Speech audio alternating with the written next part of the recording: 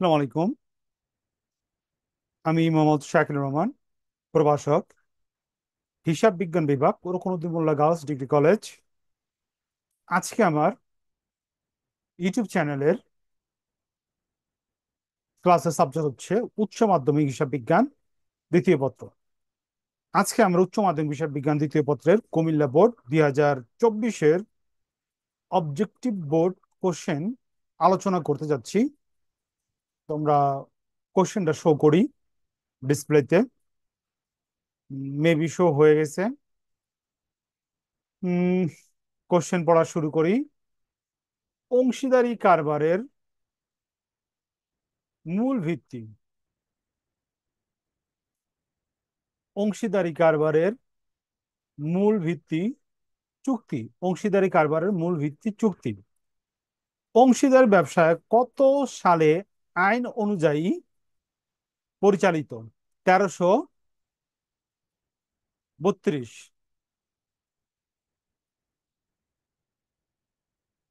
একটি অংশীদারি ব্যবসায়ের বৈশিষ্ট্য হলো অসীম দায়, চুক্তি ও একের অধিক সদস্য। তার মানে অ্যান্সার গহ।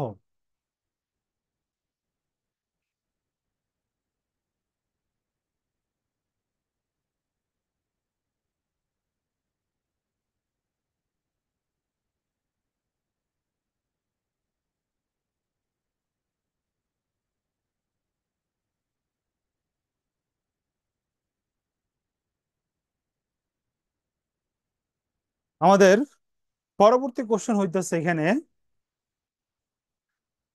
3 এবং 4। তো এখানে উদ্দীপক দেওয়া আছে। তো আমরা একটু উদ্দীপকের দিকে যাই। নিচের উদ্দীপকটি পড়ো।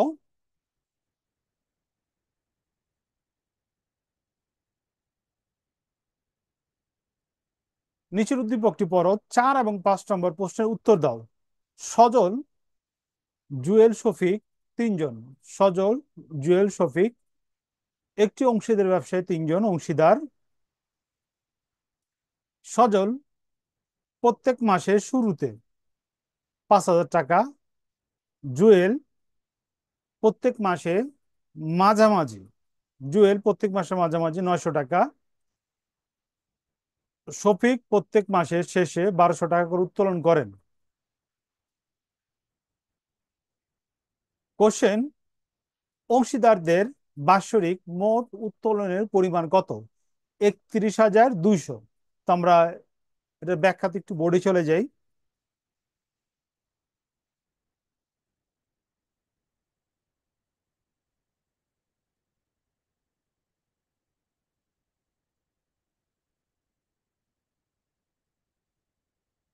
এইখানে আমরা একটু খেয়াল করি। অবজেক্টিভের কোশ্চেন ওটা ছিল 4। তো 4-এর ব্যাখ্যা আমরা চলে যেতেছি। অংশীদারদের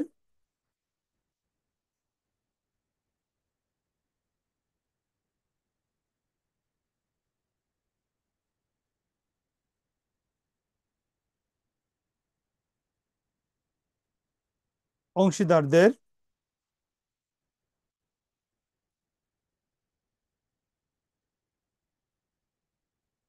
কোশ্চেনটি একটু আবার দেখি। কোশ্চেনটা ছিল আহ, অংশীদারদের মোট উত্তোলনের পরিমাণ কত? অংশীদারদের মোট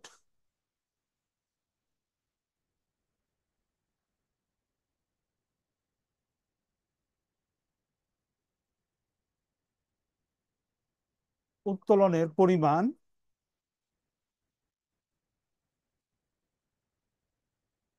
সমান সমান 500 × 12 যোগ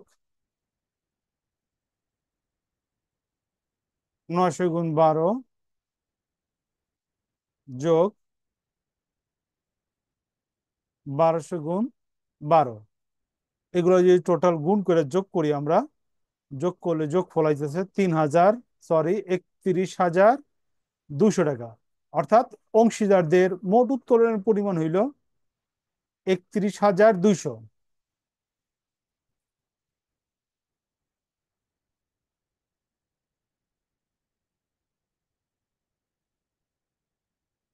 নেক্সট কোশ্চেন আমরা চলে যেতেছি। উত্তোলনের উপর বার্ষিক সুদের হার 5% হলে শফিকের উত্তোলনের সুদের পরিমাণ কত? তো আমরা দেখি শফিক কি পরিমাণ টাকা উত্তোলন করছে। শফিক, সজল শফিক, শফিক মাস শেষে 12,000 টাকা করে উত্তোলন করে। তো 12,000, সরি 1200 গুণ 12 গুণ উত্তোলনের সুদের পরিমাণ হলো 5%, সেকেন্ড ব্র্যাকেট, গুণ ভাগ 12, যেহেতু মাসের শেষে উত্তোলন করছে তার মানে 5.5। তো যদি আমরা ক্যালকুলেশন করি, ক্যালকুলেশন করলে আমার আসে 330 টাকা। এটার ক্যালকুলেশন করলে আমার আসে 330 টাকা। আইপিওর পূর্ণরূপ কি? Initial public offering. আইপিওর পূর্ণরূপ হলো initial public offering. Public limited company আইপিওর মাধ্যমে কোম্পানির শেয়ার বিক্রির জন্য আহ্বান করে বিনিয়োগকারীদেরকে। বিনিয়োগকারীরা এই শেয়ার শেয়ার কিনা কি করে কোম্পানির শেয়ার হোল্ডার হয়। কোম্পানি শেয়ার ইস্যু করা হয় অধিহারে, অবহারে এবং সমাহারে। যে কোনো একটি পদ্ধতিতে কোম্পানি কি করে তাদের শেয়ার ইস্যু করে, অর্থাৎ বিক্রির জন্য আহ্বান করে। অ্যান্সার হলো গহ।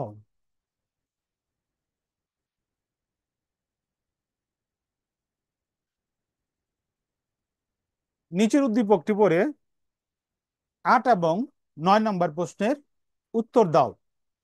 সাভিয়া কোম্পানি লিমিটেডের অনুমোদিত মূলধনের পরিমাণ 20 লাখ টাকা, যা 2 লক্ষ শেয়ারে বিভক্ত। কোম্পানির মূলধন সংগ্রহের জন্য 90% শেয়ার 10% অধিহারে ইস্যু করলো। সকল ইস্যুকৃত সকল শেয়ারের টাকা আদায় হলো। মোট শেয়ার অধিহারের পরিমাণ কত? 1,80,000 টাকা। এবং মোট শেয়ার মালিকের স্বত্বের পরিমাণ কত?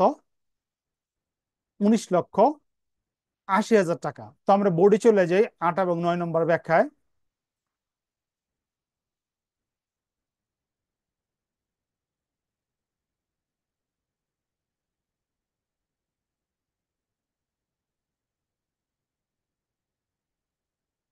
8 নম্বর, share অধিহার। Share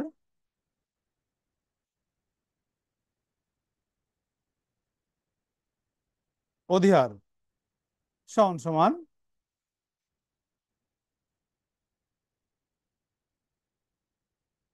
বিলিখিত share into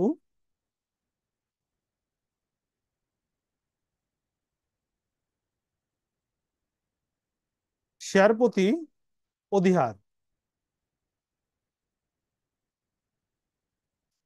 company বিলি করছে 2 লাখ শেয়ার। কোম্পানি বিলি করছে 2 লাখ শেয়ার, গুণ 90% শেয়ার কি করছে বিলি করছে, গুণ শেয়ার প্রতি অধিহার। কোম্পানির একটা শেয়ারের দাম 10 টাকা। এই শেয়ারটা কি করছে 10% অধিহারে কি করছে ইস্যু করছে। তো সমান সমান 2 লাখ টাকা 90%, 1,80,000 গুণ 1 টাকা সমান সমান 1,80,000 টাকা হইলো আমার শেয়ার অধিহার। 9 নম্বর হইলে গিয়ে আমার চাইছে শেয়ার মালিকানা সত্ত্বের পরিমাণ। শেয়ার মালিকানা সত্ত্ব। তো আমরা জানি শেয়ার মালিকানা সত্ত্ব সমান সমান বিলিখিত মূলধন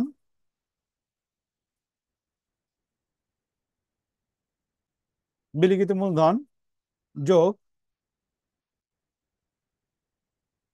শেয়ার অধিহার। অধিহার আমার বিলিখিত মূলধন হইল এখানে 20 লাখ শেয়ারে 90%,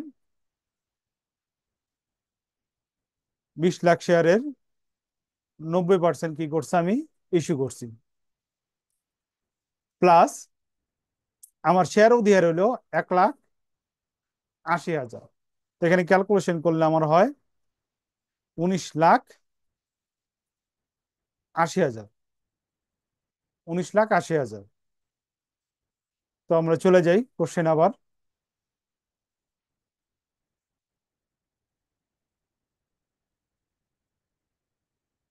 ওকে,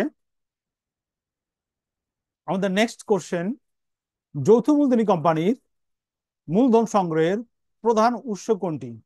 যৌথ মূলধনী কোম্পানি মূলধন সংগ্রহ করে থাকে শেয়ার ইস্যুর মাধ্যমে। শেয়ার ইস্যুর মাধ্যমে কি করে মূলধন সংগ্রহ করা থাকে।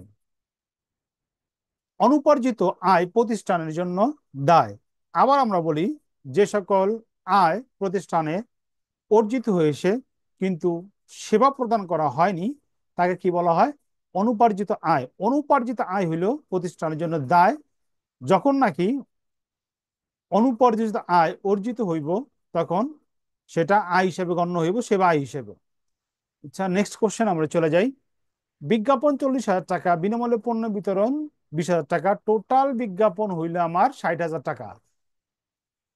ওকে, 60,000 টাকা। 60,000 বিজ্ঞাপনের মধ্যে বলছে 4/1 অবলোপন করো। অবলোপন মানে খরচ হিসেবে দেখাও। তার মানে কি 4/3 কি আমার বিলম্বিত। তো কোশ্চেনের মধ্যে আমার বিলম্বিত বিজ্ঞাপনের পরিমাণ চাইছে। তো 60,000 গুণ 4/3 সমান সমান 45,000। তো সঠিক অ্যান্সার আমার কত? 45,000। ব্যবসায়ের লাভ লোকসান, মালিকানা সত্ত্ব ও দায় ও সম্পত্তির অবস্থা জানা যায় আর্থিক অবস্থার মাধ্যমে, বিশদ আয় বিবরণের মাধ্যমে। অ্যান্সার ক। নিচের উদ্দীপকটি পড়ো, 14 এবং 15 নম্বর প্রশ্নের উত্তর দাও। লিমা কোম্পানি বিক্রয় 2 লাখ টাকা, বিক্রিত পণ্যর ব্যয় 1,20,000 টাকা, অপরিচালন আয় 10,000 টাকা এবং অপরিচালন ব্যয় 5,000 টাকা। কর পূর্ব নিট মুনাফার পরিমাণ কত? কর পূর্ব নিট মুনাফার পরিমাণ হইব কত? 85,000 টাকা। কিভাবে 85,000 টাকা? তো আমরা একটু বোর্ডে চলে যাই।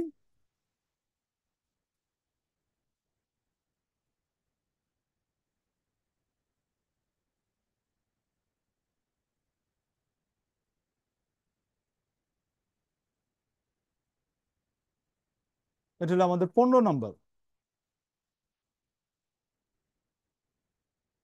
কর পরবর্তী নিট মুনাফা। কর পরবর্তী নিট মুনাফা সমান সমান নিট মুনাফা মাইনাস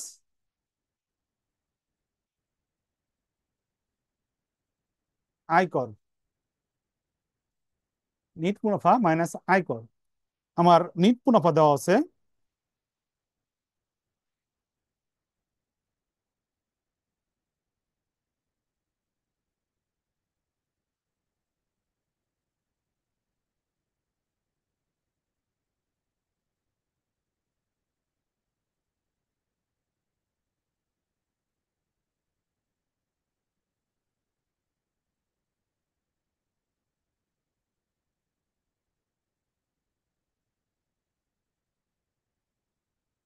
হুম।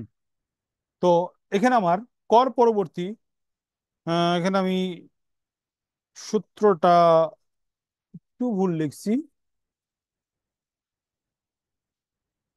আচ্ছা, কর পরবর্তী নেট মুনাফা সমান সমান বিক্রয় মাইনাস বিক্রিত পণ্যের ব্যয়। বিক্রিত পণ্যের ব্যয় প্লাস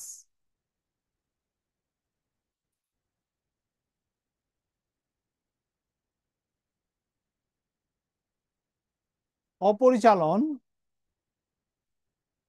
আয় মাইনাস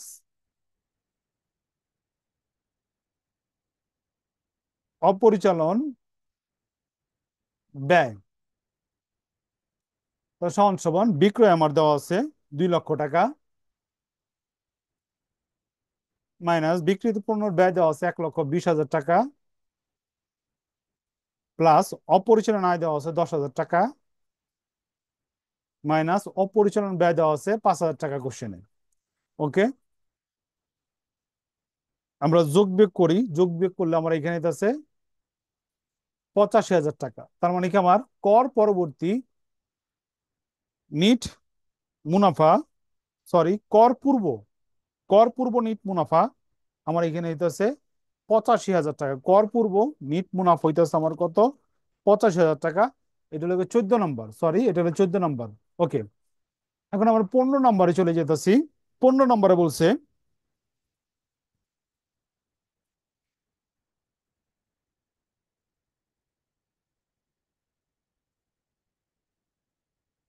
হুম, কর পূর্ব নিট মুনাফা, অর্থাৎ কর প্রদান করার পূর্বে নিট মুনাফা কত বের হলো? 85,000 টাকা। ওকে, তো আমরা নেক্সট কোশ্চেনে চলে যেতেছি।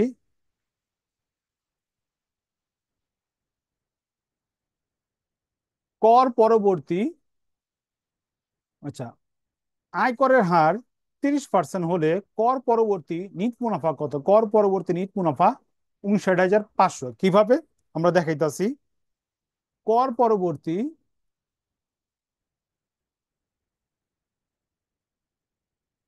কর পরবর্তী নিট মুনাফা সমান সমান নিট মুনাফা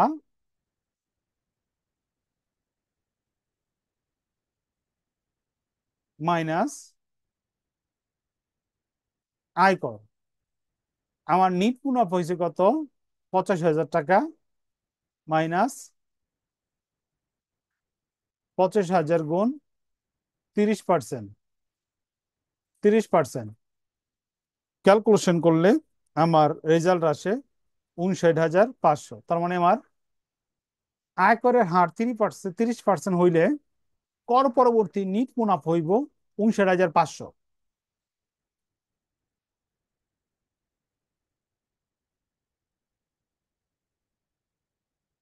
16, ঋণদাতা প্রতিষ্ঠানের আর্থিক অবস্থা বিশ্লেষণের জন্য কোন অনুপাতটি গুরুত্ব দিয়ে থাকে? দায় মালিকানা অনুপাত, তড়িৎ সম্পদ কোনগুলা? পারমিক মজুদ, ব্যাংক জমা, তড়িৎ সম্পদ। তার মানে অ্যান্সার ক, কার্যকরী মূলধন অথবা ওয়ার্কিং ক্যাপিটাল। ওয়ার্কিং ক্যাপিটাল অথবা এটা একটা নাম হলো চলতি মূলধন। চলতি মূলধন, চলতি সম্পদ মানে চলতি দায়। নিচের উদ্দীপকটি পড়ে 19 এবং 20 নম্বর প্রশ্নের উত্তর দাও। পড়ি আমরা একটু। 2023 সালে 1 জানুয়ারি কাঁচামালের পারিমিক মজুদ ছিল 80,000 টাকা। কাঁচামালের ক্রয় ছিল 50,000 টাকা। প্রত্যক্ষ মজুরি 60,000 টাকা। কারখানার উপরি ব্যয় 30,000 টাকা এবং কাঁচামালের সমাপনী মজুদ ছিল 1 লক্ষ টাকা। মুখ্য ব্যয়ের পরিমাণ কত?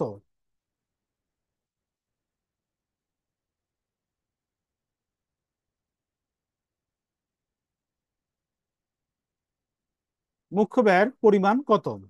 ওকে।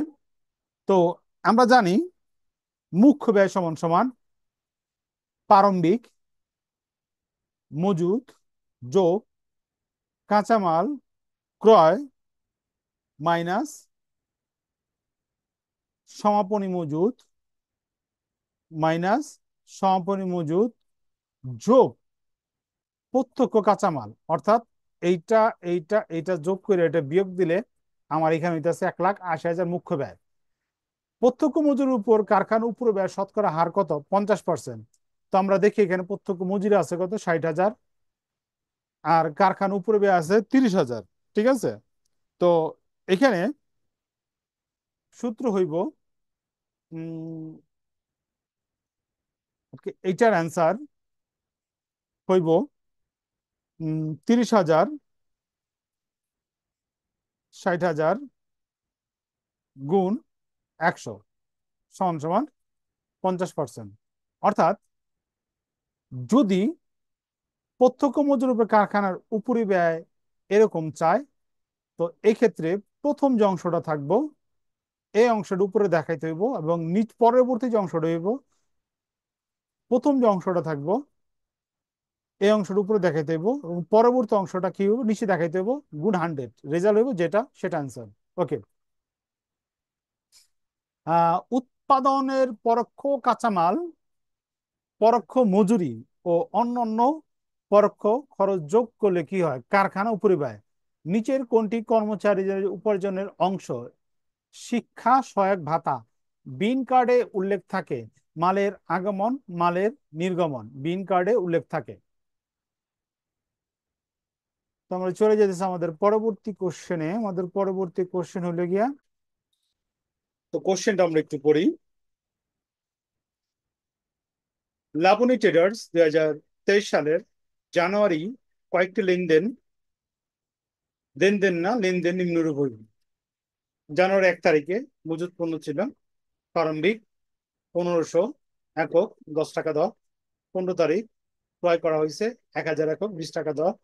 20 তারিখ বিক্রি করা হয়েছে 2,000 একক 25 টাকা দর।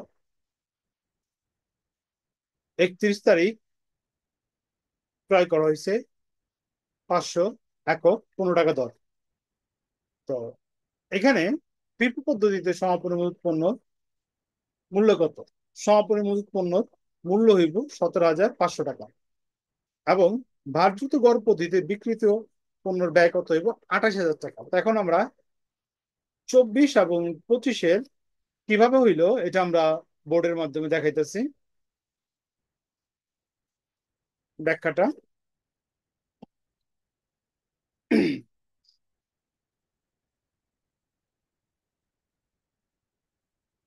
তো প্রথম আমরা লিখি 24টা দেখি। 24 সমাপনী মজুত পণ্য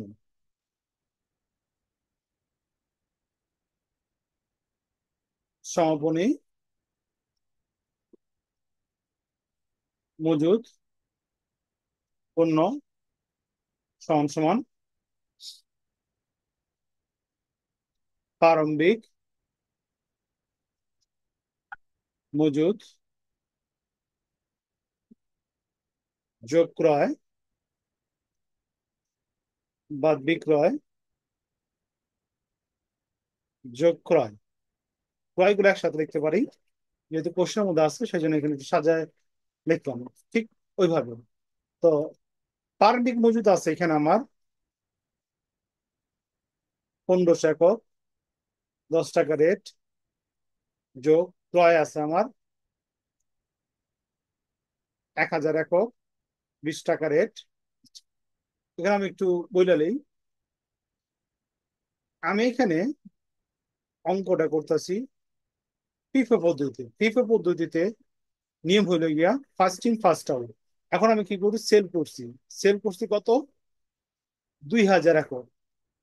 তো নিয়ম অনুসারে প্রথম এই রেটে কি করতে হবে? সেল করতে হইব কত? 1500 গুণ 10 যোগ বাকি রইল কত? 500। 500টা দিতে হইবে 1,000 থেকে 20 টাকা রেটে। তো 500 গুণ 20 যোগ ক্রয়। আর আমার এখানে ক্রয় দেওয়া আছে। লাস্ট আমি ক্রয় করছি। এটা সেকেন্ড ব্র্যাকেট আটকে দেই। ক্রয় করছি 500 একক 15 টাকা রেট, 500 একক 15 টাকা রেট। ঠিক আছে, ক্রয় করছি 500 একক 15 টাকা রেটে। ওকে, এখন আমরা ক্যালকুলেশনটা করি। সমান সমান এতটুকু গুণ করলে আমার এখানে হইতেছে 15,000, এতটুকু গুণ করলে হইতেছে আমার এখানে 20,000, ব্র্যাকেটের ভিতরে যদি আমি গুণ করি, এখানে আমার হইতেছে 15,000 যোগ 10,000, 10,000 যোগ এটা গুণ করলে আমার হইতেছে 7,500, 500। এবং সব যোগগুলা যদি একত্র করি আমার এখানে হইতেছে 42,500। এইটা এইটা এইটা যোগ করলে হইতেছে 42,500, বিয়োগ এইটা যোগ করলে আমার এখানে হইতেছে 25,000, সমান সমান আমার এখানে হইতেছে 17,500। তো সমাপনী মজুত পণ্যের মূল্য হইলো 17,500। এখন আমরা চলে যাই 25 নম্বরের ব্যাখ্যাতে। আমরা 25 নম্বর হইলো গিয়ে বিক্রিত পণ্যের ব্যয় বের করতে বলছে। তো আমরা লিখি বিক্রিত পণ্যের ব্যয়,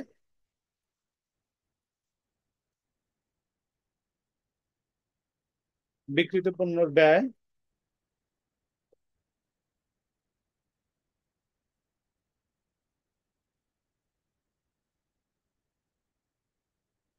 বিক্রিত পণ্যের ব্যয় সমান সমান প্রারম্ভিক মজুত,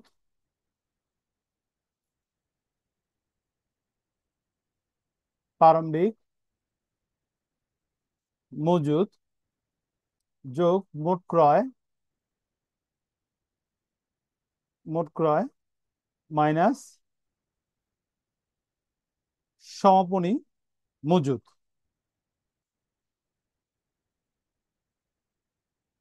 সমাপনী মজুত। তো সমান সমান প্রারম্ভিক মজুত আছে আমার 1,500 টাকা গুণ 10 টাকা দরে, যোগ ক্রয় আছে এখানে আমার দুইটা, 100 গুণ 20, এবং শেষ তারিখে একটা ক্রয় আছে 500 ইউনিট গুণ 15 টাকা, মাইনাস সমাপনী ইউনিট আছে আমার এখানে 1,000 ইউনিট। সমাপনী ইউনিট আছে কত আমার? 1,000 ইউনিট। যেহেতু 2,000 ইউনিট আমি বিক্রি করে ফেলাইছি, সমাপনী ইউনিট আছে 1,000 ইউনিট গুণ 14.5, 14.5। আচ্ছা, আহ, তো একটু আমি এখানে একটু বুঝাই। নিচে 14.5টা কিভাবে আসলো একটু স্পষ্ট ভাবে লিখি।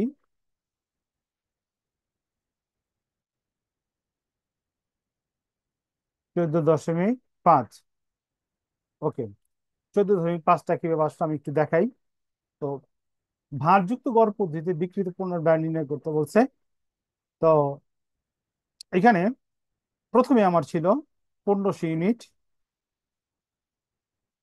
1,500 ইউনিট 10 টাকা রেটে গুণ করলে আমার এখানে আছে 15,000। তারপর আমি আবার ক্রয় করছি।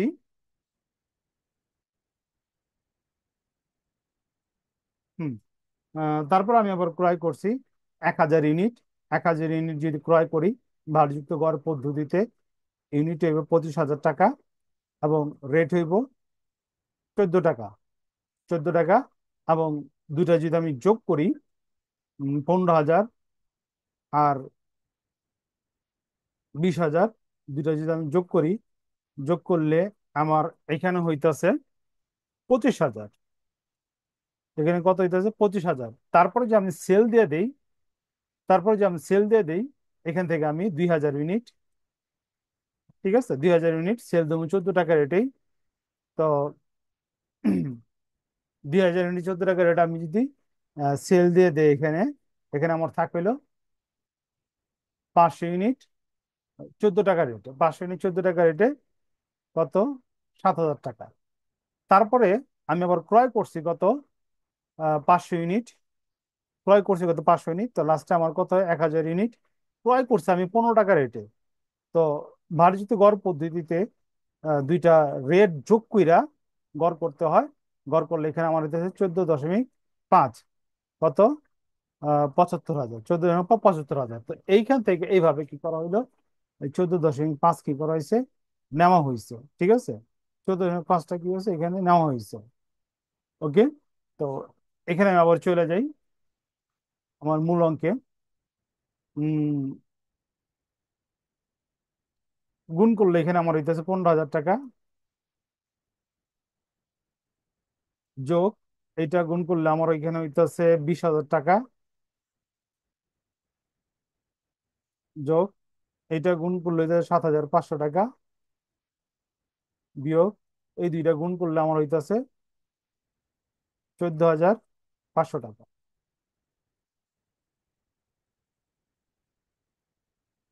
14,500 টাকা, ঠিক আছে। তো এখন যদি আমি এই সবগুলা গুণ কইরা বিয়োগ করি, আমার বিয়োগ ফলটা উম, এখানে আসতেছে 28,000 টাকা। বিয়োগ ফলটা কত আসতেছে, 28,000 টাকা। ঠিক আছে। তো এইভাবে আমরা ভারযুক্ত গড় পদ্ধতিতে বিক্রিত পণ্যের ব্যয়টা নির্ণয় করুন। তো আশা করি এই বিক্রিত পণ্যের ব্যয়ের যে ওয়ার্কিংসটা এটা বোঝা গেছে।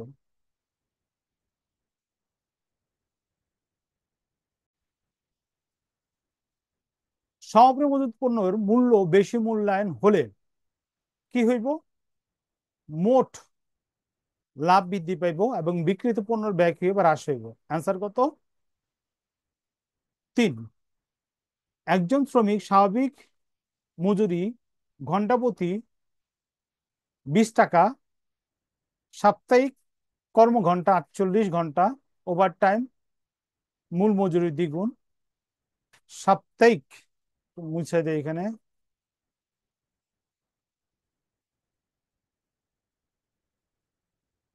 60 ঘন্টা কাজে শ্রমিকের ওভারটাইম মজুরি কত। তো 60 ঘন্টা কাজ হয়েছে টোটাল, নর্মাল 48 ঘন্টা হয়, গুণ কতজন শ্রমিক, একজন শ্রমিক, গুণ 20 টাকা মজুরি, গুণ এটার কি হইব, দ্বিগুণ পাইব, সমান সমান 480 টাকা। সঠিক অ্যান্সার কত আমার, 480 টাকা। আচ্ছা, 28 নম্বর চলে যেতেছে আমরা। এখানে বলা হইতেছে অংশীদারদের চলতি হিসাবে অন্তর্ভুক্ত থাকে মূলধনের সুদ, উত্তোলনের সুদ, বন্টিত মুনাফা। অ্যান্সার ক এবং খ। অ্যান্সার হলো 1 এবং 2। 4/1 বেতন প্রদান করা হয়, 40,000 টাকা হলে বেতন বাবদ বকেয়া টাকার পরিমাণ কত। ওকে। 4/1 হইল গিয়া আমার 40,000 টাকা। তো আমার বাকি আছে কত, 4/3। ঠিক আছে। তো 3 গুণ, অর্থাৎ 40,000 টাকার 3 গুণ বাকি রয়েছে আমার 4/3। যদি আমরা গুণ করি, 4/3 গুণ করলে এখানে আমার আইতাছে 1,20,000 টাকা। আইতাছে কত, 1,20,000 টাকা। অস্পর্শনীয় সম্পদ কোনটি, অস্পর্শনীয় সম্পদ হইল সুনাম। অস্পর্শনীয় সম্পদ হইল কি, সুনাম। তো আজকে আমরা সলিউশন করলাম যশোর কুমিল্লা বোর্ড 2024। পরবর্তী লেকচার দেখার জন্য আমন্ত্রণ রইল।